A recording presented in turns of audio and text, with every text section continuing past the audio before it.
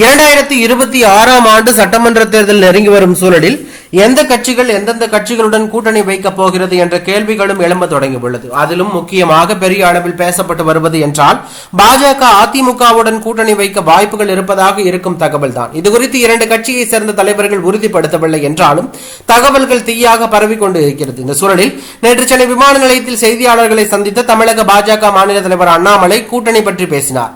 இதுகுறித்து பேசிய அவர், பாஜக கட்சி ஒரு நோட்டா கட்சி, பாஜக கூட்டணியால் தேர்தலில் தோல்வி அடைந்தோம் என்று பேசியவர்கள் கூட இன்று பாஜக கூட்டணி வேண்டும் என்று தவம் கிடக்கிறார்கள். இதனை நான் இந்த நேரத்தில் சொல்லிக் கொள்ள மிகவும் பெருமைப்படுகிறேன். சரியான நேரத்தில் நிச்சயமாக நாங்கள் கூட்டணி குறித்து பேசுவோம் எனவும் அண்ணாமலை பேசியிருந்தார்.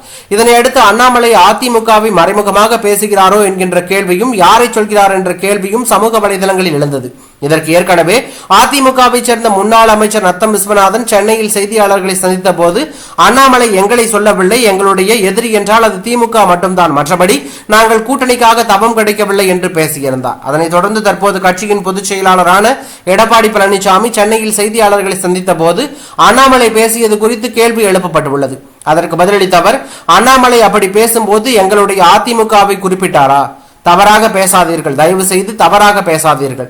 அதிமுக தவம் கெடுக்கிறது என அவர் எங்கும் சொல்லவில்லை. அதனைத் தொடர்ந்து செய்தியாளர்கள் கூட்டணி குறித்து கேள்வி எழுப்பினார்கள். அதற்கும் பதில் கூறிய எடப்பாடி பழனிசாமி, நான் ஏற்கனவே சொல்லிவிட்டேன், கூட்டணி குறித்து இன்னும் 6 மாதங்களுக்கு பிறகுதான் பேசப்படும், இதனை தெளிவுபடுத்தி பேசிவிட்டேன், இதுதான் செய்தி எனவும் பதிலளித்துவிட்டு எடப்பாடி பழனிசாமி சென்றார். இது தற்போது அரசியல் வட்டாரத்தில் பரபரப்பையும் அதிர்ச்சியும் ஏற்படுத்தி உள்ளது.